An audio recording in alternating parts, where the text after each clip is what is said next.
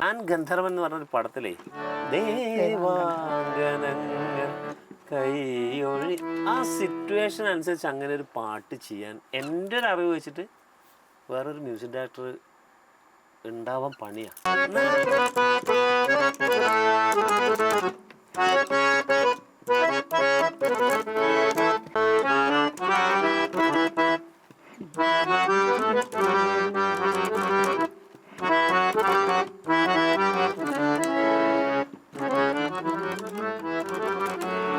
നമ്മൾ ഈ രാഗത്തിനെ അപ്ലൈ ചെയ്യുന്ന സമയത്ത് കൃത്യമായിട്ട് അതിന് ന്യൂവാൻസസ് ഒക്കെ കൊടുത്ത് അങ്ങനെയൊക്കെ തന്നെയല്ലേ ചെയ്യുള്ളൂ.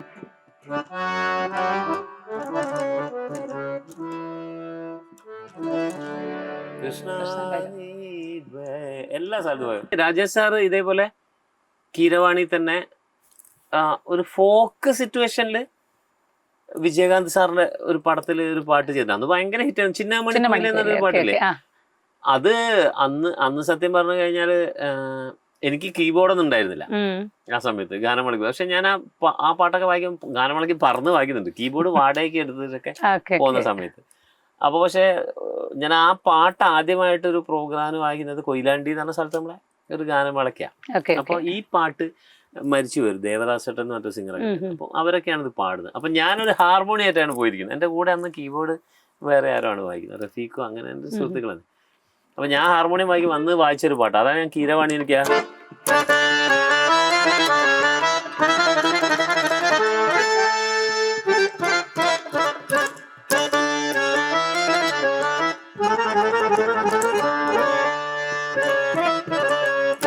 ഇപ്പൊ ബിറ്റുകളും എല്ലാം ഓർമ്മയാണ്.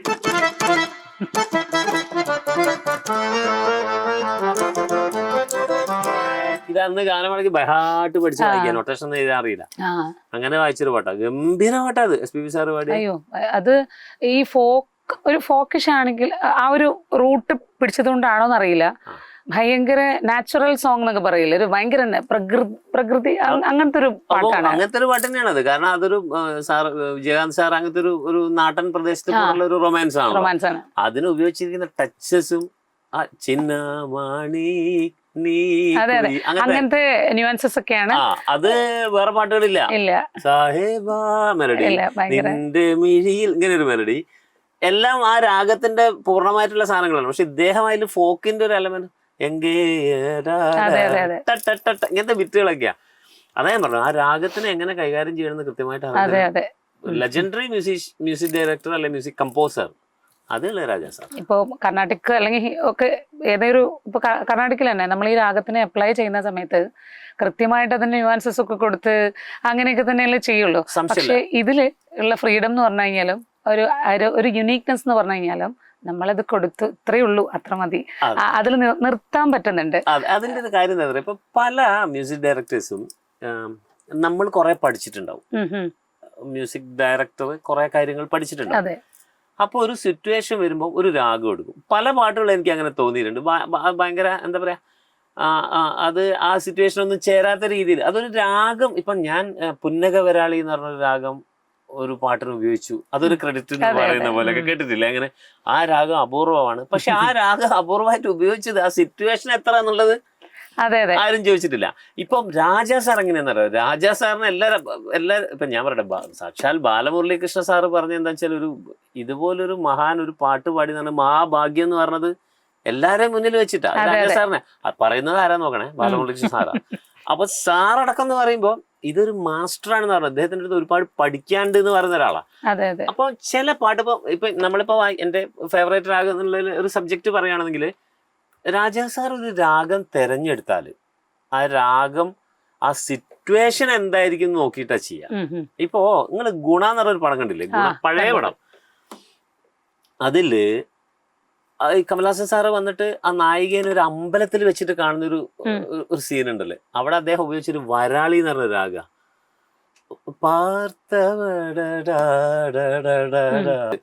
ആ സിറ്റുവേഷൻ ആ രാഗം വരുന്നത് നമുക്ക് മനസ്സിന് ഇങ്ങനെ ഉണ്ടല്ലോ, ആ അത്രയും ഭംഗിയായിട്ടുള്ളൊരു നായികയോട് ഇങ്ങനെ ഒരാൾക്ക് അത് അത്ര അതിനൊരു കഴിവ്. ഞാൻ തോടിയിലാണ് അത് കമ്പോസ് ചെയ്തത്.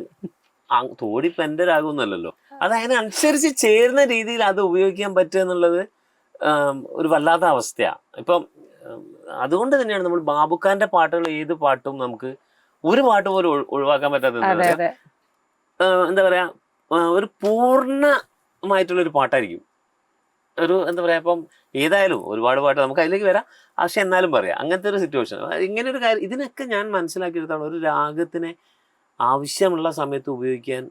ഒരു പക്ഷേ രാജാ സാറിന് അത് ചിലപ്പോൾ ആ രാഗത്തെ പറ്റി അതിനെപ്പറ്റി പഠിക്കാനും അദ്ദേഹം വേറെ ആളെ കണ്ട് അത് പഠിച്ച് അതെങ്ങനെ അങ്ങനെ ചെയ്യാനുള്ളൊരു ഭയങ്കരമാണ്. എത്ര രാഗം എന്നറിയാം അങ്ങനെ. എൻ്റെ അമ്മോ ചില പാട്ടൊക്കെ കേട്ട് ആ പൂത്തത് ആ ദളപതിയിലൊക്കെ ചില പാട്ട് ചെയ്തതേ എന്താ രാജാ സാറ്. നമുക്ക് ഞാനൊക്കെ സത്യം പറഞ്ഞാൽ കീബോർഡൊക്കെ വായിക്കണെന്ന് പറഞ്ഞു കഴിഞ്ഞാൽ രാജാ സാറിന്റെ പാട്ടുകൾ കേട്ടിട്ടൊക്കെയാണ്. ഇപ്പൊ തുമ്പീവ അതിന്റെയൊക്കെ ഗമകങ്ങളും ചെറിയ സാധനം ഇപ്പൊ അതല്ലേ ഉള്ളൂ. പക്ഷെ അതിന്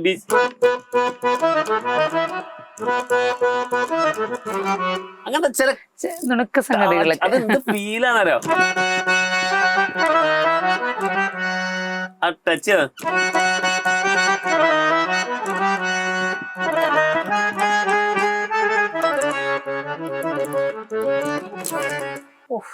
ജാനകിയമ്മയുടെ തൊണ്ടയിൽ ഇത് എന്ത് സംഗതിയും വരും ചെയ്യല്ലോ. അങ്ങനത്തെ ഒരു സിംഗർ ജാനകിയമ്മ. എന്താ പറയാ, പ്രകൃതിയോട് ലയിച്ച് കിടക്കുന്ന ഒരു സിംഗറാണ്. ബാക്കിയുള്ളവർക്ക് ത്രോട്ടിന്റെ പലരും പല വശങ്ങളാ പറയാം. സുശീലാമ്മ വേറൊരു ത്രോ ആണ്. പക്ഷെ നമ്മളിപ്പോ ഒരു പ്രകൃതിയോട് ലയിച്ച് കിടക്കുന്ന ഒരു ശബ്ദം എന്ന് പറയില്ലേ, അത് ജാനകിയമ്മയായിട്ട് എനിക്ക് തോന്നിയത്. കാറ്റ് എന്നൊക്കെ പറയുന്ന പോലത്തെ അമ്മ ഈ പ്രേത പാട്ടൊക്കെ അല്ലേ, നിഷേധിനി എന്തോ ഒരു സ്ഥലത്തിൽ ഇങ്ങനെ ലയിച്ച് കിടക്കുന്ന ഒരു പ്രേതം പാടുന്ന പോലെ തോന്നുന്നു. അത് ഈ എനിക്കൊന്ന് രാജാ സാർ കമ്പോസ് ചെയ്യുന്ന സമയത്ത് ഒരു ആർട്ടിസ്റ്റിനെ ചൂസ് ചെയ്യുമല്ലോ, വോക്കലിസ്റ്റ്. അതിൽ കൃത്യമായിട്ട് ഇത്രയും സംഗതികൾ ഇട്ടാൽ അവരിത്രയും ബ്യൂട്ടിഫുൾ ആയിട്ട് ചെയ്യും എന്നുള്ളൊരു കോൺഫിഡൻസ് ഉറപ്പായിട്ടും ഉണ്ടാവും. എന്താണ് ഇപ്പോ എന്തിനു വന്ന ആ മറ്റേ പാട്ടൊക്കെ അല്ലേ,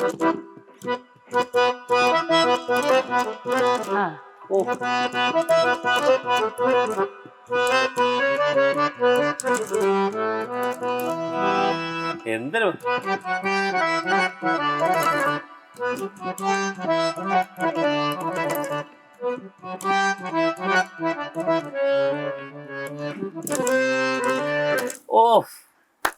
അതൊക്കെ അമ്മ തന്നെ പാടണം. വായിച്ചിട്ടുണ്ടോ പ്രോഗ്രാം?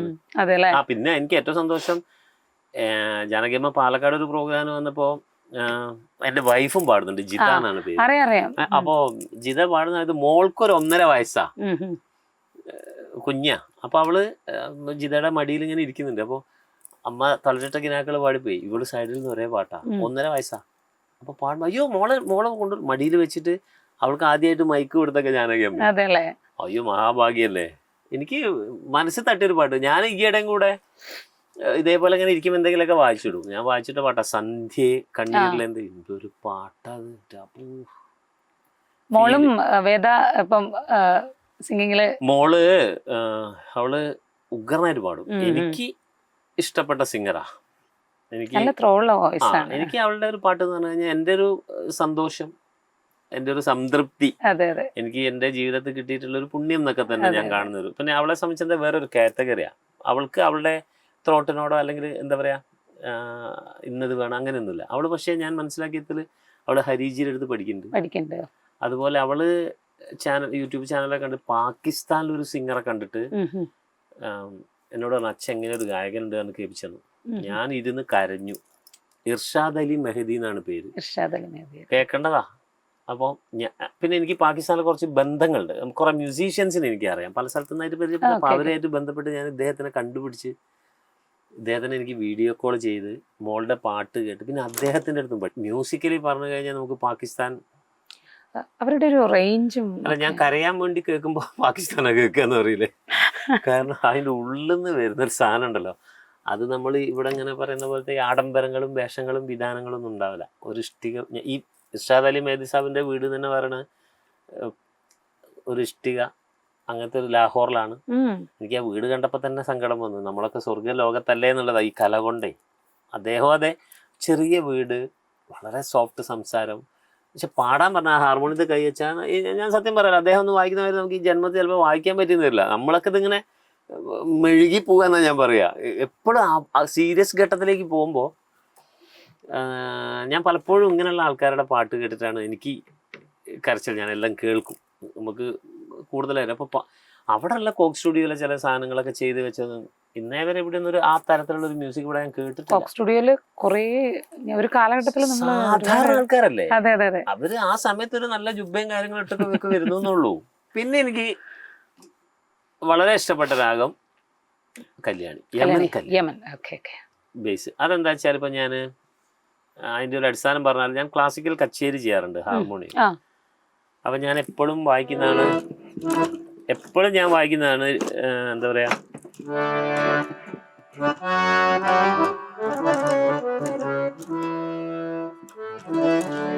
കൃഷ്ണ എല്ലാ സ്ഥലത്തും പോയോ.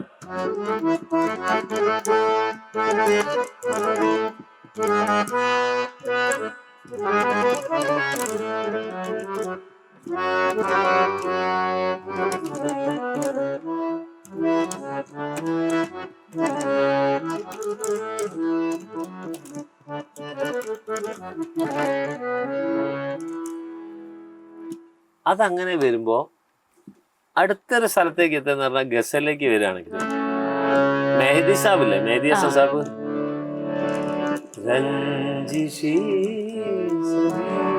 അതിന്റെ ഒരു ഫീല് കണ്ടോ.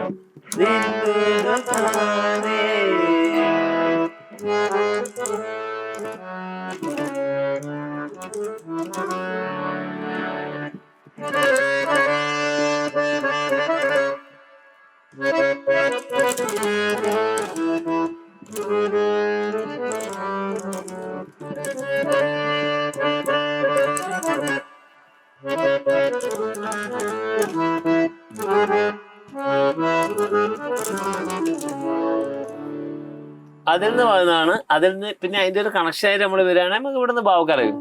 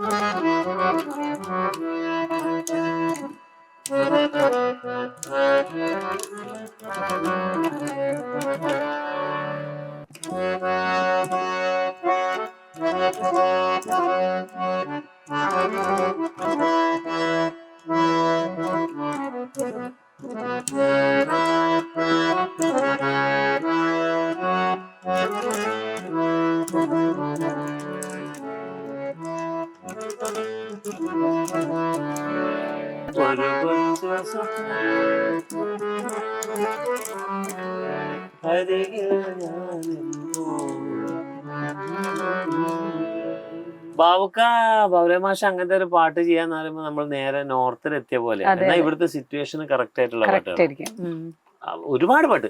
എനിക്ക് അതിനുശേഷം യമൻ, തീർച്ചയായിട്ടും യമൻ, പിന്നെ ബാബുരമാഷ് ചെയ്തതിന് ശേഷം ഇഷ്ടപ്പെട്ട ഡയറക്ടർ ജോൺസേട്ടനാണ്. അത് വേറൊരു സാധനം. ഇങ്ങനെ രാഗത്തിന്റെ ഒരു കാര്യങ്ങളൊന്നും കാണിച്ചിട്ടില്ലെങ്കിലും പടത്തിന് ഞാൻ ഗന്ധർവൻ എന്ന് പറഞ്ഞൊരു പടത്തിലേ ആ സിറ്റുവേഷൻ അനുസരിച്ച് അങ്ങനെ ഒരു പാട്ട് ചെയ്യാൻ എൻ്റെ ഒരു അറിവ് വെച്ചിട്ട് വേറൊരു മ്യൂസിക് ഡയറക്ടർ ഉണ്ടാവാൻ പണിയാണ് അല്ലേ.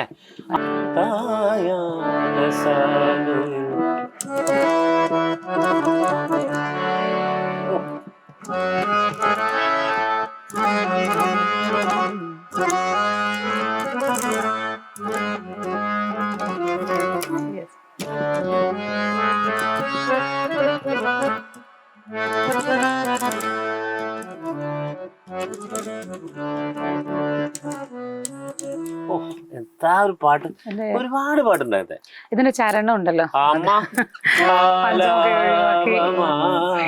ബ്യൂട്ടിയാണ്. അതേപോലെ രവീന്ദ്ര മാസ്റ്റർ, ഇതേ മാസ്റ്റർ അത് സ്റ്റൈലിൽ നിന്നും മാസ്റ്റർ ചെയ്ത പാട്ടാണത്. ചീരപ്പൂകൾക്കും അതോടുക്കും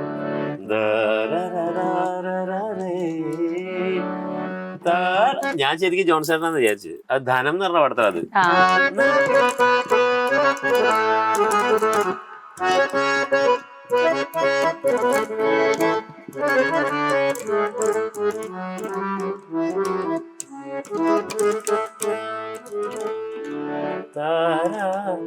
എന്താ യമന്റെ ഒരു സുഖമല്ലേ. പാതിമേ മറഞ്ഞതെന്തേ സൗഭാഗ്യതാരമേ.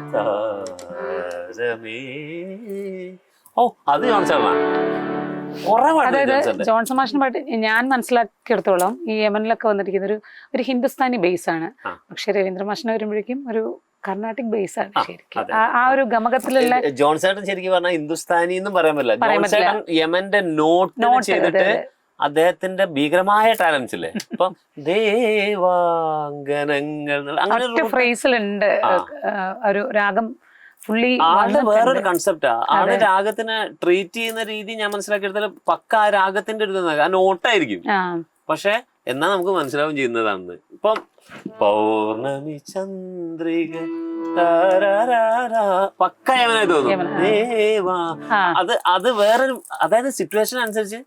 മറ്റേത് കുറച്ചും കൂടി ഇത് ദേവാങ്കണങ്ങളിൽ ഭയങ്കര ക്രിസ്പായിട്ട് പെട്ടെന്ന് വന്ന് ആ ഒരു ഫ്രേസ് എല്ലാം കൂടെ, ഈ ഇത്രയും നോട്ട്സ് എല്ലാം കൂടെ കൂടി കലർന്ന ഒരു ഫ്രേസ്. തീർച്ചയായും അങ്ങനെ തന്നെയാണ്. അതെ, ബാബുക്ക ശരിക്കും നോർത്തിൽ തന്നെ ഉറച്ചു നിന്നുണ്ട്. അതെ അതെ, പല പാട്ടുകളും തന്നെ നമുക്കൊരു ഗസൽ ഫീൽ ഉണ്ട്. അത് എനിക്ക് തോന്നുന്നു കേരളത്തിൽ അങ്ങനെ ഒരു സംഗീത സംവിധാനം ബാബുക്കയുടേതും അല്ലെങ്കിൽ MSV ഒക്കെയാണ് മലയാള സിനിമ പാട്ടുകളിൽ തന്നെ അതിൽ ഉറച്ചു നിന്ന് ബാബുക്കയാണ്. അതില് പിന്നെന്താ വെച്ചാൽ ചില സൃഷ്ടി, ഇപ്പൊ ഞാൻ പറയണെങ്കിൽ ഇപ്പം അങ്ങനെ അദ്ദേഹം ചെയ്ത ആ ഒരു ഫോർമാറ്റിൽ തന്നെ ഒരു നമുക്കൊരു ഗസൽ, ഇപ്പൊ പല ഇവിടുത്തെ കേരളത്തിലുള്ള ഗസൽ ഗായകർ എന്ന് പറയുന്നവര് പിന്നെ എല്ലാം ചെയ്യുന്ന ബാബുക്കാന്റെ പാട്ടുകളാണ്. അത് അപ്പോ ഇവിടുത്തെ എന്ന് പറയുന്ന ഒരു ഘട്ടത്തിൽ അത് ഒരു ആവശ്യമായിട്ട് വരുന്ന ഒരു സാധനം കൂടെയാണ്. അങ്ങനെ തന്നെ പല പാട്ടുകളും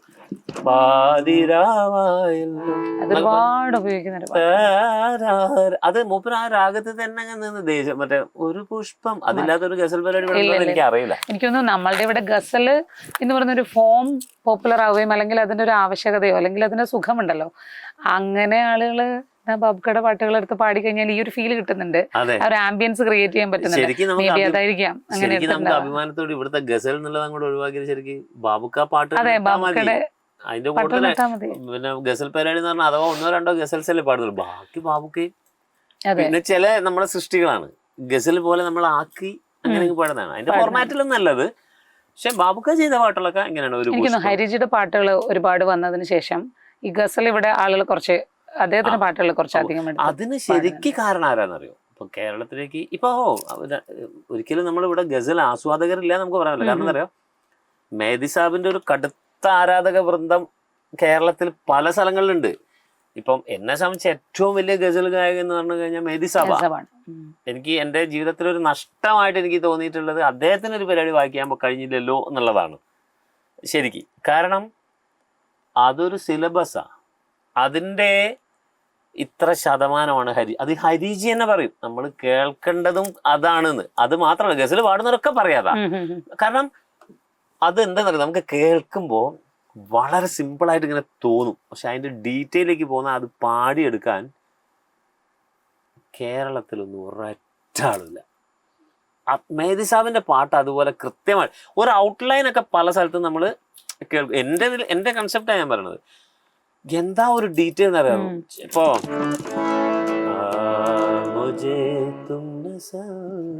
ഇങ്ങനെ പാടല്ലോ,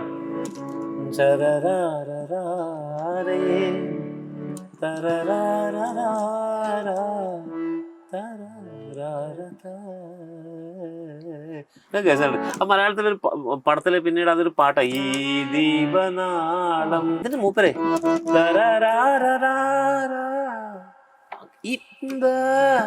ഈ സാധനല്ലേ തൊട്ടടുത്ത നോട്ട് മനസ്സിലായി.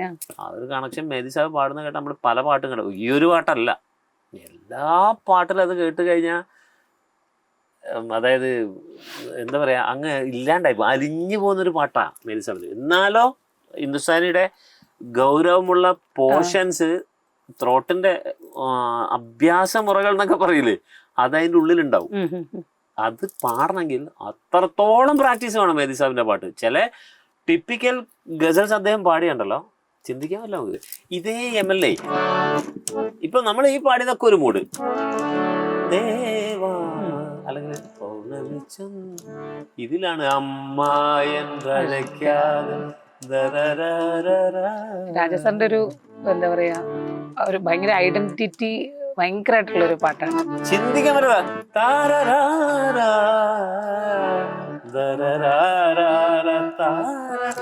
ഒരമ്മേനെ ഇങ്ങനെ എത്രത്തോളം എന്താ പറയാ ആക്കുന്ന ഒരു പാട്ട് വേറെ ഏതാള്, ഭയങ്കര ഇമോഷണൽ. അയ്യോ, അതാ ഞാൻ പറഞ്ഞത്, ഒരു രാഗത്തിനെ ഞാനും യമനിൽ ചെയ്തു എന്ന് പറയാൻ വേണ്ടിട്ട് ഒരു മ്യൂസിക് ഡയറക്ടർ ചെയ്യുന്ന പോലെ ആയിരിക്കും രാജു സാർ. സിറ്റുവേഷന് ഞാൻ പറയുകയാണെങ്കിൽ രജനി സാറിന്റെ ഏറ്റവും നല്ല പാട്ടല്ലേ അത്, ബാക്കിയൊക്കെ ചെയ്തിട്ടുണ്ടെങ്കിലും രജനി സാർ നമുക്ക് ഓർമ്മ വരും ഈ അമ്മായിന്റെ ആൾക്കാരോ ഭക്തിക്കാലും. അത് രാജാ സാറിന്റെ ട്രീറ്റ് വേറെ കേട്ടോ. ഏത് രാഗവും അത് നമുക്ക് മാറ്റി തന്നെ വെക്കാം അല്ലെ, ഒരു തട്ടിൽ ഇരുന്നോട്ടെ. അത് ഗസൽസ് ആയാലും പാട്ടുകൾ, ബാബുഖാന്റെ പാട്ടുകൾ തന്നെയാണ് അതില് ജോൺസേട്ടൻ. അതിനുശേഷം പിന്നെ നമുക്കൊരു കുറെ ഉണ്ടെങ്കിൽ തന്നെ ഇതിൽ നിന്നും കൊണ്ട് ഊരാൻ കുറച്ച് പണി അല്ല. ജോൺസൺ മാഷിന്റെ പാട്ട്, ആ ഒരു ദേവാങ്കണങ്ങള്, എനിക്ക് ആ സിനിമേനെ മുഴുവനും ഓർക്കുന്നതും കൂടി അങ്ങനെയാണ്. ജോൺസേട്ടനെ നമ്മൾ അങ്ങനെ തന്നെ ഇങ്ങനെ തന്നെ നമ്മളിങ്ങനെ പോകുമ്പോഴേ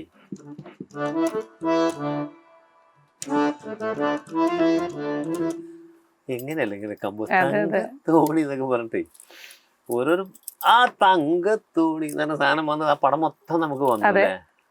അതുപോലെ മറ്റേത്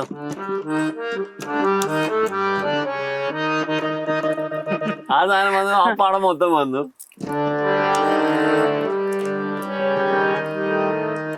എനിക്ക് അതൊക്കെ ഒരു അത്ഭുത പ്രേതം അല്ലേ. അതൊരു മ്യൂസിക് ഡയറക്ടേഴ്സ് ഇവരൊക്കെ കാലഘട്ടത്തില് ജീവിക്കാൻ പറ്റിയത് വലിയ ഭാഗ്യമായിട്ട് തോന്നുക, അവരോട് കൂടെ സഹകരിക്കാൻ. യമനിൽ ഒരുപാട് പാട്ടുണ്ട്. എനിക്ക് ഒരുപാട് പാട്ടുകൾ ഇതിൽ ഇഷ്ടമുണ്ട് കേട്ടോ. യമനുണ്ട് കല്യാണി നല്ല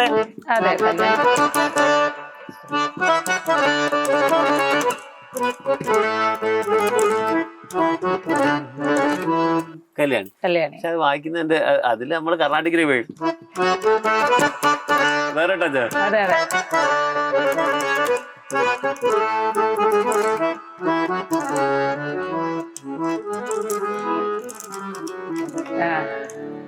രണ്ടാണ് അതിന്റെ വ്യത്യാസം, മൂഡ് ഫീല്. അപ്പൊ അങ്ങനെ ഒരു സാധനം. പിന്നെ എനിക്ക് വളരെ എൻ്റെ ജീവിതവുമായിട്ടും എല്ലാം തന്നെ വളരെ അടുത്തൊരു രാഗമാണ് ശരിക്കും സിന്ധു ഭൈരവി.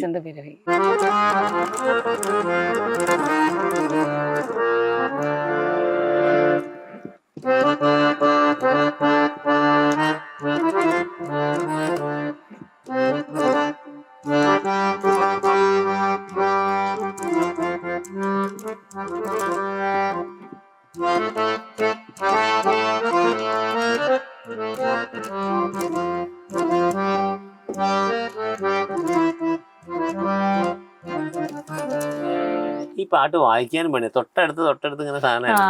സിന്ധുഭൈരവിയിൽ അങ്ങനെ കർണാടകയിലാണോ കുറച്ച് സ്വരം കുറച്ച് ഉപയോഗിക്കുന്നത്? പക്ഷേ ഇതിലിപ്പോ അങ്ങനെ വായിച്ചാലും കുഴപ്പമില്ല. നമുക്ക് കർണാടകയിലേ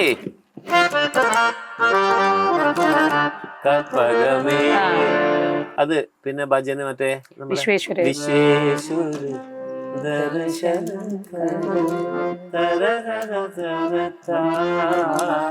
ഇത് നമ്മളിപ്പോ ഇവിടെ ഞാൻ പലപ്പോഴും ഈ റൂട്ട് വായിക്കണം.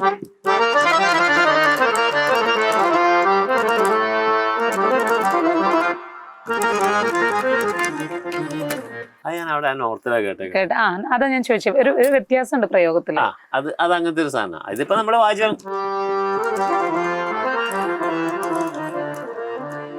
എപ്പോഴും ഹാർമോണിയം കൂടുതലായിട്ട് വായിക്കുമ്പോൾ ഒരു മെലോഡിയസ് സൈഡ് വരിക തീർച്ചയായിട്ടും ആ നോർത്ത് ടച്ചസ് മെലോഡി. മറ്റേത് ആഴം. ഞാൻ മനസ്സിലായി, കർണാടിക് മ്യൂസിക് എന്ന് പറഞ്ഞാൽ ആഴമാണ്, ഡെപ്ത്, കണക്കിൻ്റെതായാലും രാഗ ഇതൊക്കെ. പക്ഷെ ഒരു പക്ഷേ നമ്മൾ കേട്ട് കരഞ്ഞു പോവാ, അപ്പുറത്തേക്ക് എനിക്ക് എന്റെ അനുഭവത്തിൽ സിന്ധുവരയിൽ നമുക്ക് ഇഷ്ടം പോലെ പാട്ടുണ്ട്. ബാബുക്കാന്റെ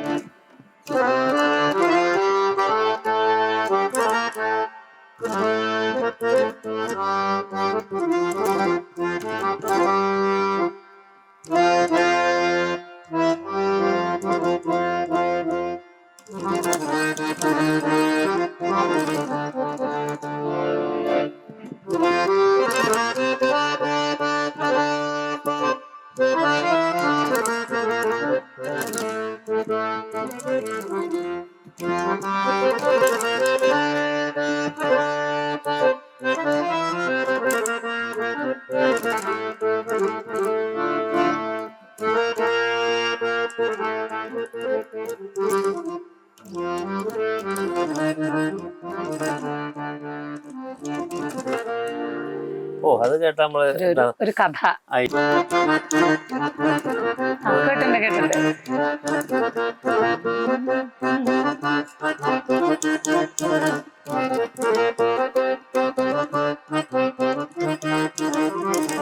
അതുപോലെ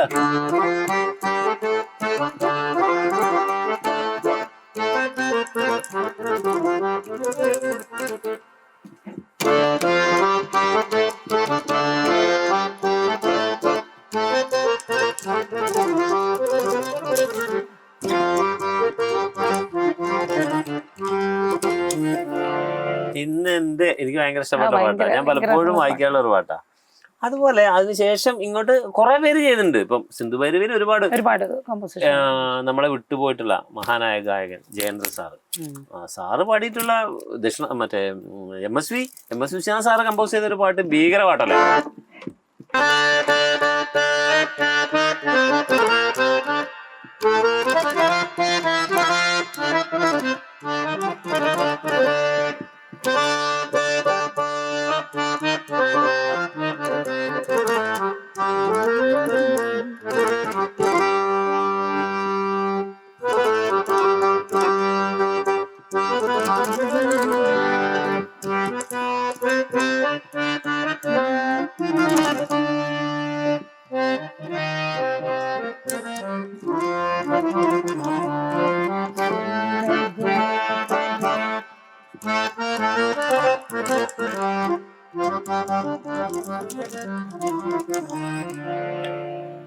എളുപ്പല്ല, വായിച്ച് പെട്ടെന്ന് എടുക്കല് ഭയങ്കര അതിന്റെ ഫീല് കൊള്ളിക്കലും അസാധ്യ കമ്പോസിങ് ആണ്. അതിന് ശേഷം നമ്മളെ മിനി സിസ്റ്റർ മിൻമിനി അവര് പാടിയ സിമ്പിൾ ഒരു പാട്ടാ.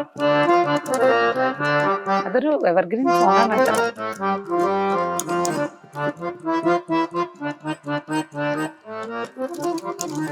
സുഖപാട്ടാ. ആ ഒരു പോർഷൻ ഭയങ്കര ബ്യൂട്ടിയാണ്.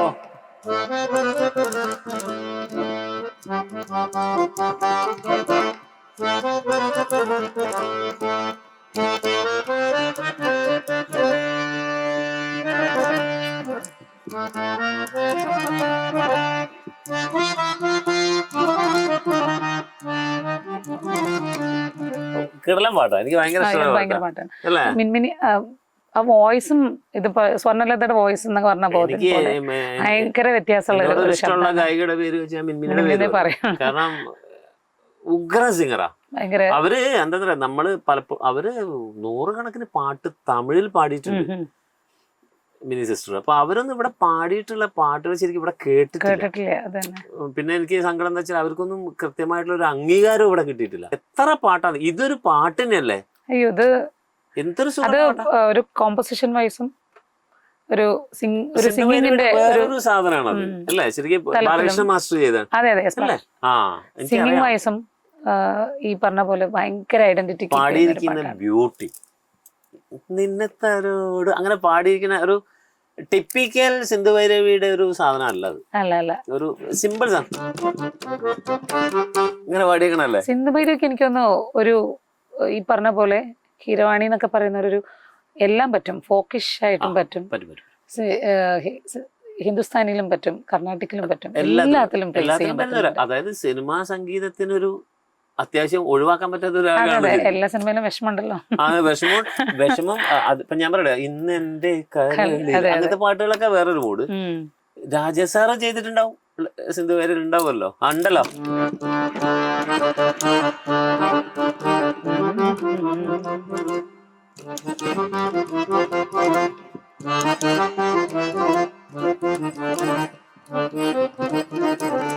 അതിന്റെ അതുപോലെ വേറൊരു മൂടാ. ഇത്ര പാട്ടുകളാ. എന്തിനാണ് ഇതില്ലേ.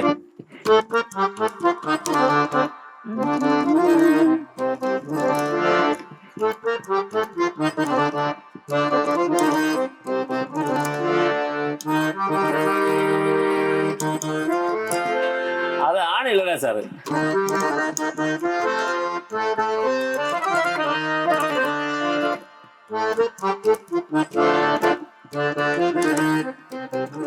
ഈ സിന്ധു പേര് ഒന്നും അല്ലല്ലോ അത്. അല്ല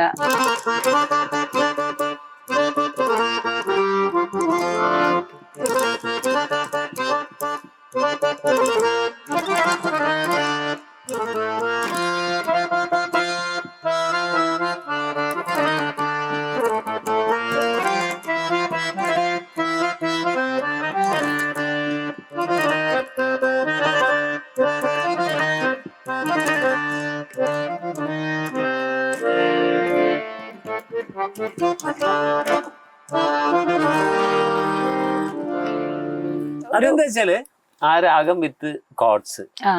ഇപ്പൊ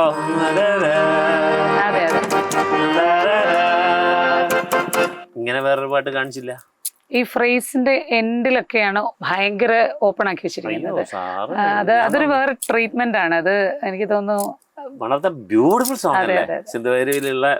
എന്ന സത്യം ആ സിറ്റുവേഷനേ അതിനെക്കാട്ടും ഇതിൽ പ്രകൃതി ഒക്കെ കൂടി ആയിട്ടേ ഒരുപാട് പാട്ട്.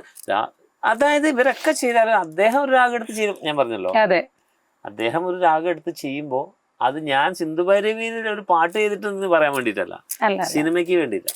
സിറ്റുവേഷന് സിനിമാ ഗാനങ്ങൾ എനിക്ക് തോന്നുന്നു എറ്റേണൽ ആവുന്നത് തന്നെ സിറ്റുവേഷന് വേണ്ടി ക്രിയേറ്റ് ചെയ്യപ്പെടുമ്പോഴാണ്. തീർച്ചയായിട്ടും അതെ. സിറ്റുവേഷന് വേണ്ടി ക്രിയേറ്റ് ചെയ്യുമ്പോൾ തന്നെ ഒരു രാഗത്തിന് ഉപയോഗിക്കുന്ന രീതി അതൊരു വലിയ ഘടകം. ഇപ്പം നമ്മൾക്ക് പല രാഗങ്ങളും അറിയാം, പല ക്രിയേഷൻസും എല്ലാം ഉണ്ടാക്കാം. അല്ലെങ്കിൽ ഞാൻ നേരത്തെ പറഞ്ഞ പോലെ തന്നെ ഞാൻ ഭൈരവിയിൽ ഒരു പാട്ട് ചെയ്തു, അതിലൊന്നും അല്ല അത്ഭുതം. സിനിമേനെ സംബന്ധിച്ച് ഞാൻ പറയുകയാണെങ്കിൽ സിനിമയുടെ സിറ്റുവേഷൻ, സിനിമ എന്താണോ ഡിമാൻഡ് ചെയ്യുന്നത് അത് ചെയ്യാം. അത് ചെയ്തിട്ടുള്ളവരാണ് സസ്റ്റെയിൻ ചെയ്തത് അല്ലേ. പാട്ടുകളാണ് നിൽക്കുന്നത്. നമ്മള് ഇങ്ങോട്ട് നോക്കിക്കഴിഞ്ഞാൽ ഒരു പരിധിക്ക് ശേഷം നമുക്ക് ആര് ചെയ്തു ഇൻഡിവിജ്വാലിറ്റി ഇല്ലാണ്ടായി. ഒരു പരിധി വരെ അത് ഉണ്ടായിരുന്നു.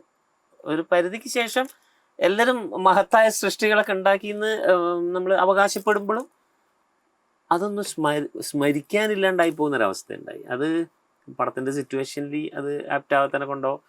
ഇപ്പോൾ എനിക്കങ്ങനെ ഞാൻ എപ്പോഴും പടം കാണുമ്പോൾ ഒരു പാട്ട് നമ്മളെ അറിവുകളൊക്കെ കൊണ്ടൊക്കെ തന്നെ ആവട്ടോ. അത് നമ്മൾ ഒരു പടം കാണുമ്പോൾ ആ പടത്തിന്റെ സിറ്റുവേഷൻ ആ പാട്ട് എത്ര ആപ്റ്റായി നോക്കുന്നൊരവസ്ഥയല്ലേ.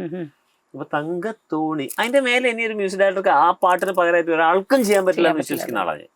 കാരണം അത് അത്രയും ഫോക്കിഷ്, ആ ഉർവശിയുടെ ഒരു നിഷ്കളങ്കത, ഒരു രൂപം, ആ ഒരു പ്രകൃതി, അമ്പലം, അതിനനുസരിച്ചൊരു പാട്ട് എനിക്ക് സ്വപ്നം കാണാൻ പറ്റില്ല. ചിലപ്പോ കുറെ സിനിമാ സംവിധായകർ തന്നെ പാട്ടുകളൊക്കെ എന്താ പറയാ ആ ഒരു സിറ്റുവേഷൻ ഒക്കെ ആവുന്ന ഒരു തൃപ്തിക്ക് വേണ്ടി പിന്നെയും ഇങ്ങനെ ധാരാളം ചെയ്തു വെച്ച സോങ്സ് തന്നെ ഇതല്ല വേണ്ടേ എന്ന് പറയുന്നതിന് അങ്ങനെ എനിക്കൊന്നും രാജസാറിനൊക്കെ കോമ്പോസിഷൻ അധികവും അത്തരം ഒരു ഇന്ററാക്ഷനിൽ ഉണ്ടായ പാട്ടുകളാന്ന് തോന്നുന്നു കൂടുതലും. സംശയമുണ്ടോ? രാജ സാർ ഒരു പാട്ട് ചെയ്തതേ ഈ രാഗത്തിലൊന്നല്ലേ നമുക്ക് ഞാനത് മനസ്സിലാക്കിയെടുത്തോളം എന്താ വെച്ചാൽ അത് മോഹൻലാൽ സാറും ഭരത് ഗോപി സാറും ഉള്ളൊരു പടമുണ്ട്, പിന്നെ രസതന്ത്രം, അങ്ങനെ ഒരു മൂവി. രസതന്ത്രം ഞാൻ ആലോചിച്ചതേ.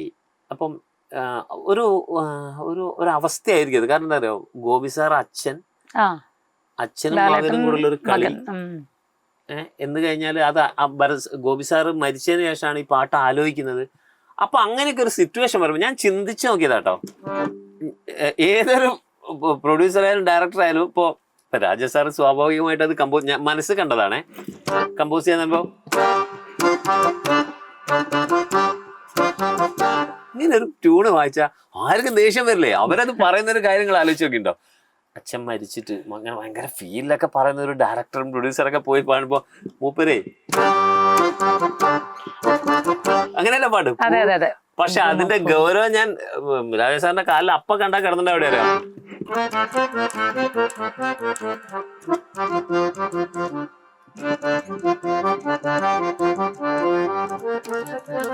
അറിയണ്ടോ?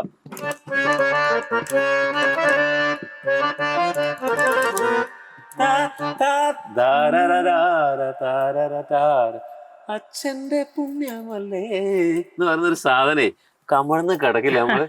എന്താ ഒരു കമ്പോസിങ്ങിലെ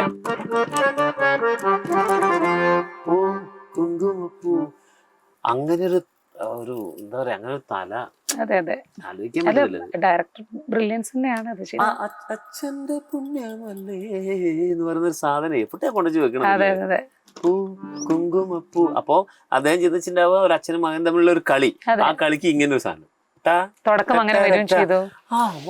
പിന്നെ അതിന്റെ ഗൗരവത്തിലേക്ക് വരുമ്പോ ഇത് ഞാൻ ഇപ്പം നമ്മളെ സബ്ജക്റ്റും അത് തന്നെയാണ് ശരിക്കും. എങ്ങനെ ഒരു രാഗം അല്ലേ അതിനൊക്കെ പറയുകയാണെങ്കിൽ നമുക്ക് ഇത് പറഞ്ഞുകൊണ്ടിരിക്കുകയാണെങ്കിൽ അദ്ദേഹത്തിന്റെ പാട്ട് എടുത്ത് നോക്കിക്കഴിഞ്ഞാല് ഞാൻ ഒരു പാട്ട് കൂടെ പറയാം. അപ്പൊ നമ്മൾ ഈ രാഗം ഒന്നും അല്ലാത്തൊരു ദളപതി,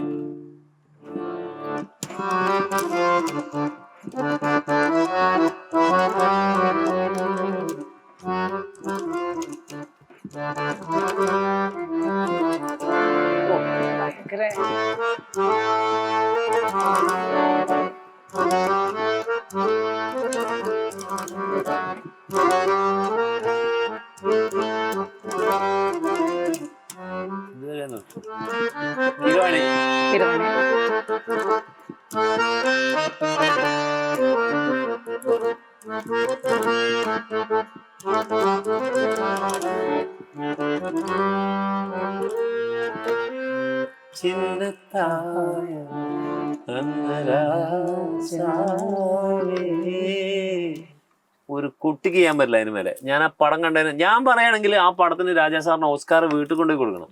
ദളപതി എന്ന് പറഞ്ഞ പടത്തിന്. അതിലെ മറ്റേ പാട്ട് അത് യമനല്ലേ?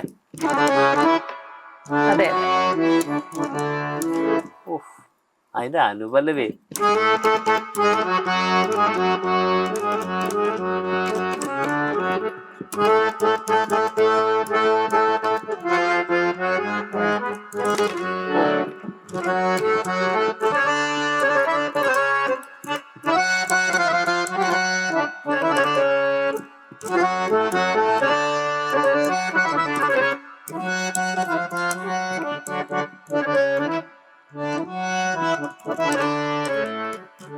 ഇതുവരെ ഒരുപാട് പാട്ടുകൾ ഇനിയുണ്ട് കേട്ടോ. ഒരുപാട് മോഹൻ സിതാര ചേട്ടൻ നല്ല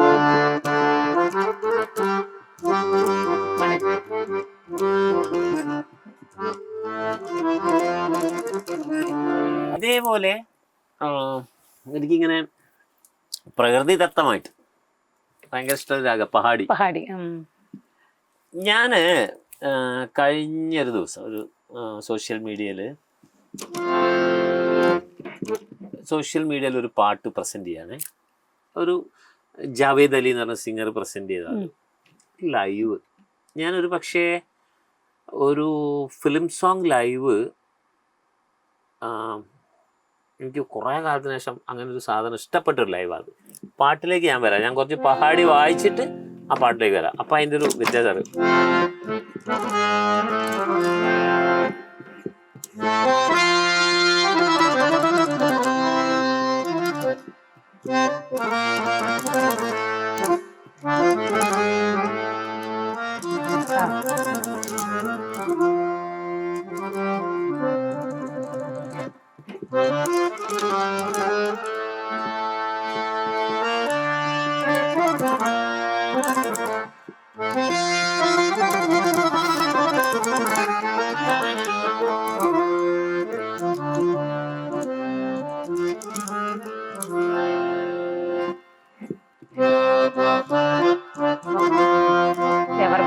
ഹിറ്റ് സോങ് ആണ്.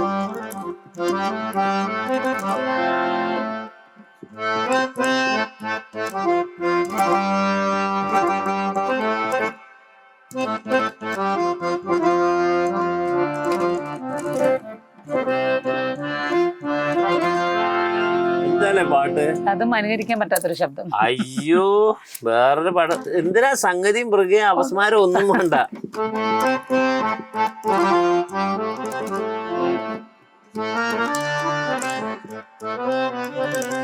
ക്യൂട്ട്. അതെ അതെ.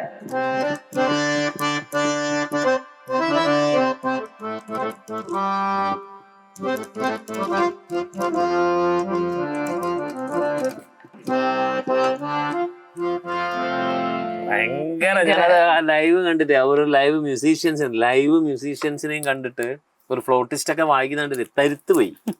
അത്ര ബ്യൂട്ടിഫുൾ. എല്ലാം ലൈവ് ഇൻസ്ട്രുമെന്റ്. പഹാടിയിൽ കുറെ പാടുണ്ടല്ലോ. നമുക്കിവിടെ മറ്റേ വാസന്ത പഞ്ചമി. ആ പഹാടാണ് പഹാടാണ്.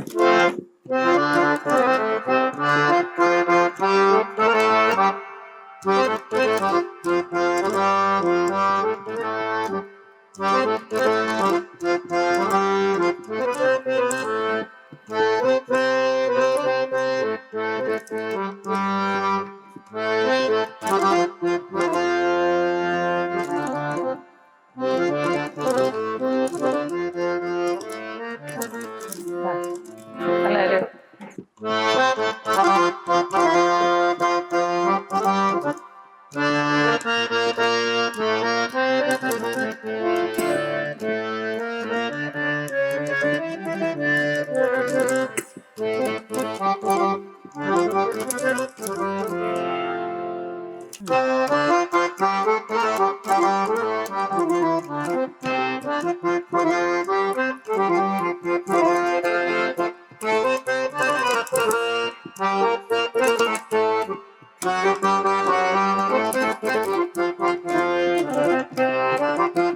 അതേപോലെ തന്നെ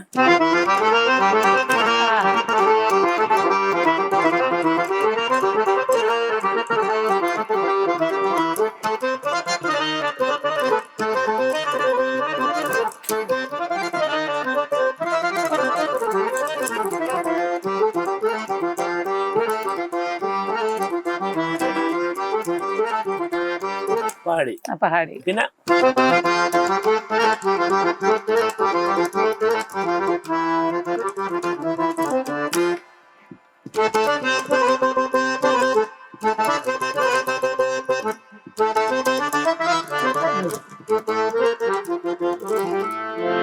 പാടി. പഹാടി.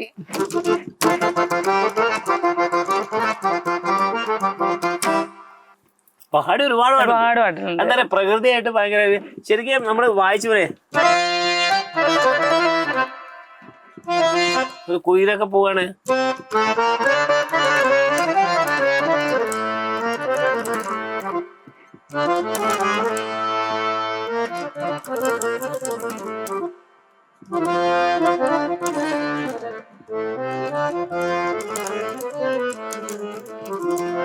ഏറ്റവും ഇഷ്ടപ്പെട്ടതല്ലോ ഇത്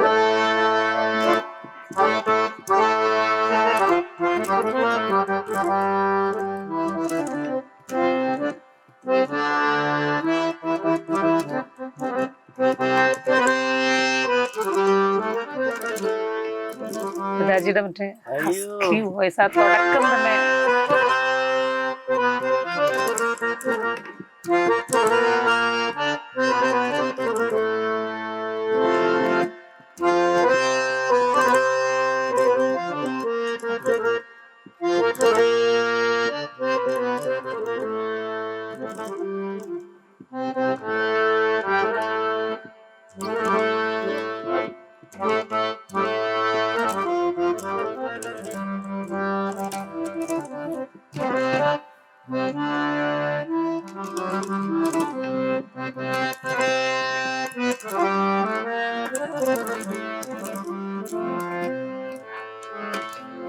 ഈ പാട്ടൊക്കെ കേട്ടാ നമ്മൾ കരച്ചിൽ എന്തൊരു കമ്പോസിഷൻ, എന്തൊരു പാട്ട്.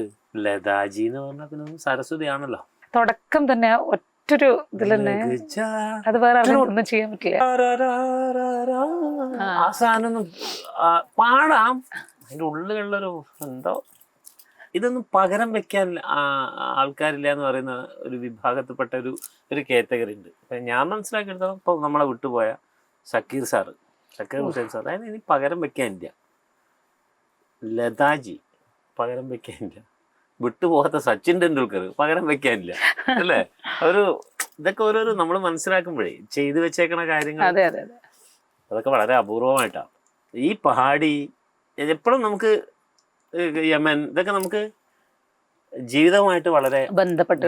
അപ്പം ഞാനൊക്കെ ഒരു ഹാർമോണിയം വായിച്ചിട്ട് ഒരാള് ഇപ്പൊ ആരെങ്കിലും ഒന്ന് ഇഷ്ടപ്പെടുകയാണെങ്കിൽ അതിലൊരു രാഗമായിരിക്കും പഹാടി.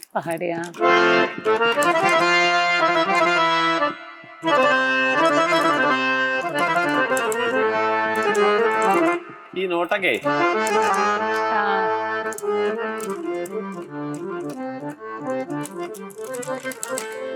എപ്പോഴും വായിച്ചു പോകുന്നൊരു സാധനം. അപ്പം എന്താ പറയാ, നമ്മൾ ജീവിക്കുന്നത് പഹാടി കൊണ്ടാണെന്നും പറയാം. എല്ലാം ഒരു രാഗത്തിന്റെ അവലയമൻ. എപ്പോഴും ഞാൻ വായിച്ചു കഴിഞ്ഞാൽ ആരെങ്കിലും ഒന്ന് വായിച്ചു ഇപ്പൊ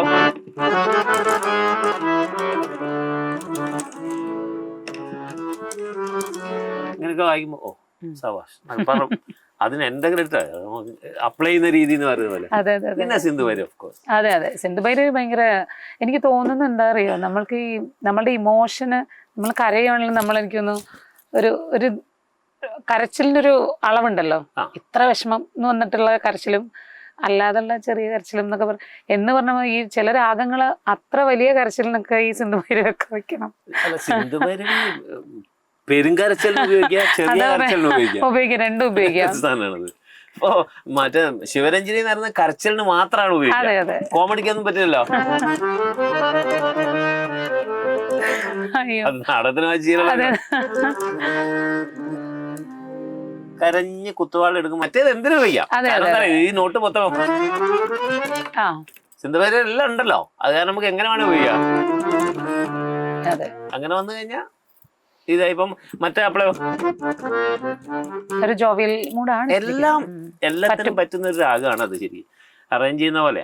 അതെ, ഒരു പ്രകൃതി രാഗം എന്നൊക്കെ പറയാനാണെങ്കിൽ നമ്മൾ കേട്ട് പരിചയമുള്ള, എനിക്ക് തോന്നുന്നു നമ്മളെ ഈ കൂടുതലും ഈ കിളിയുടെ കരച്ചിലോ അല്ലെങ്കിൽ നമ്മളൊരു ഡീപ്പ് ഒരു ഫോറസ്റ്റിലേക്ക് പോയി കഴിഞ്ഞാൽ അവിടെ പല പല സൗണ്ട് ഉണ്ടാവും.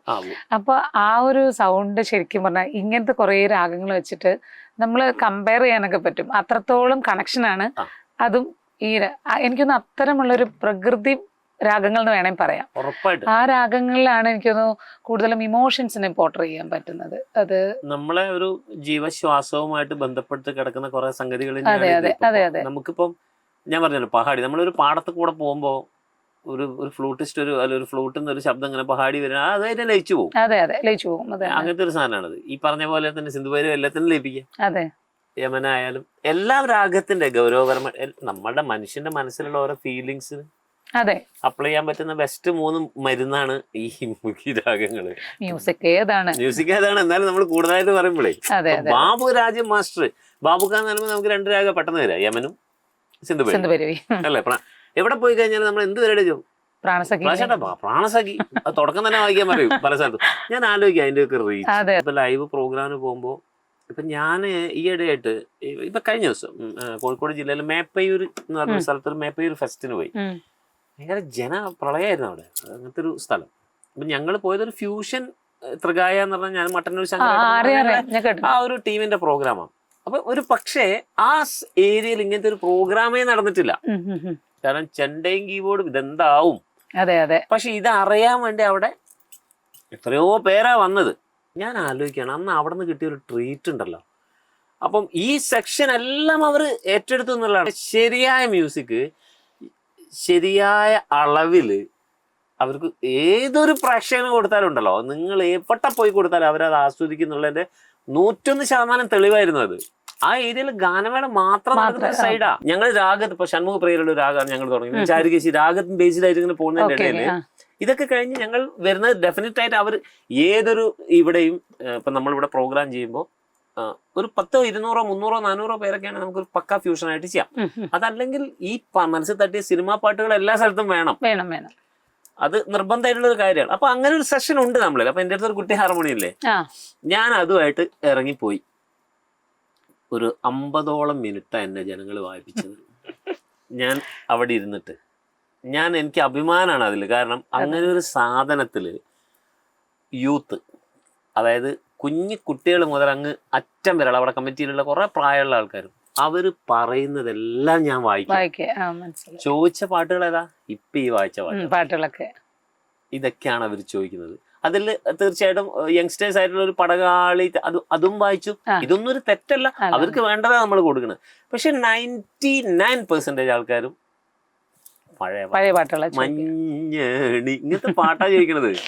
ഞാനാലോചിക്കുന്നത് ഇത്രയും ഏകദേശം ഒരു 10,000 ആൾക്കാരുണ്ടെന്നുണ്ടെങ്കിൽ ആ ക്രൗഡിൽ നിന്നും വന്ന പാട്ടുകൾ ഇതാകുമ്പോ നമ്മളെ രാഗങ്ങളും നമ്മളെ സംസ്കാരവും അല്ലെങ്കിൽ ഓരോ മ്യൂസിക് ഡയറക്ടേഴ്സ്, യഥാർത്ഥ സംഗീത സംവിധായകരും അതിന്റെ അണിയറ പ്രവർത്തകരൊക്കെ ചെയ്ത് വെച്ചിട്ടുള്ള വർത്തായിട്ടുള്ള എന്താ സൃഷ്ടിയുടെ ഫലമല്ലേ അത്. ഈവൻ അതുകൊണ്ടാണ് നമ്മൾ ഇപ്പോഴും ജീവിക്കുന്നത്. അങ്ങനെ ഒരു കാര്യം കൊണ്ട് പോകുമ്പോ അത് ചെയ്യുന്നതിൽ അഭിമാനമുണ്ട് എനിക്ക്. അത് അതിന്റെ ഒരു കാരണം എന്ന് പറയുന്നത് തന്നെ ഞാനിപ്പോ പറഞ്ഞല്ലോ ആദ്യം, അതായത് ഒരു ഫ്യൂച്ചറിലുള്ള ഒരു കുട്ടികൾക്കൊരു ഇതൊരു ഉപകാരപ്പെടണം.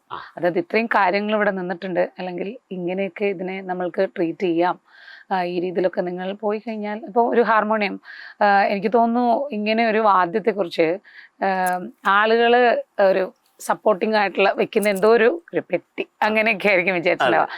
അതിലപ്പുറം ഇതില് ഒരു മ്യൂസിക്കിനെ ഇങ്ങനെ എന്താ പറയാ എലവേറ്റ് ചെയ്ത് കൊണ്ടുവരാൻ പറ്റുമെന്നോ ആളുകൾക്കത് അറിയില്ല. അപ്പോൾ ആ ഒരു രീതിയിൽ ഇൻസ്ട്രുമെന്റ്സിനെ പരിചയപ്പെടേണ്ടതും അല്ലെങ്കിൽ അതിന്റെ സാധ്യതകൾ അറിയേണ്ടതും ഒക്കെ വളരെ വലിയ ആവശ്യം കൂടിയാണ്. കാരണം ഇതെല്ലാം കിട്ടുമല്ലോ, നമുക്ക് അവൈലബിൾ ആണല്ലോ ടെക്നിക്ക്. എനിക്ക് അതിനൊരു അഭിമാനം എന്താണെന്നറിയോ, ഇപ്പൊ എല്ലാ പാട്ടുകളിലും ഹാർമോണിയം ഉപയോഗിച്ചിട്ടുണ്ട്, ഭജനയ്ക്ക് എല്ലാത്തിനും ഉപയോഗിക്കുന്നത്.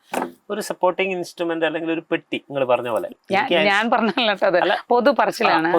അപ്പൊ എനിക്ക് അതിനൊരു മാറ്റം കൊണ്ടുവരാൻ പറ്റിയെന്നുള്ള എനിക്ക് തന്നെ തോന്നുന്നതാണ്. കാരണം എന്താണെന്നറിയോ, എന്റെ ശിഷ്യന്മാരും എനിക്ക് കുറെ എനിക്ക് അറിയുന്ന കാര്യങ്ങളൊക്കെ ഇങ്ങനെ പറഞ്ഞു കൊടുത്തുള്ള ശിഷ്യന്മാരും എല്ലാം, എത്രയോ പേര്, ഒരാളെ പേര് ഞാൻ പറയുന്നില്ല, എത്രയോ പേര് അതുകൊണ്ട് ജീവിക്കുന്നുണ്ട്.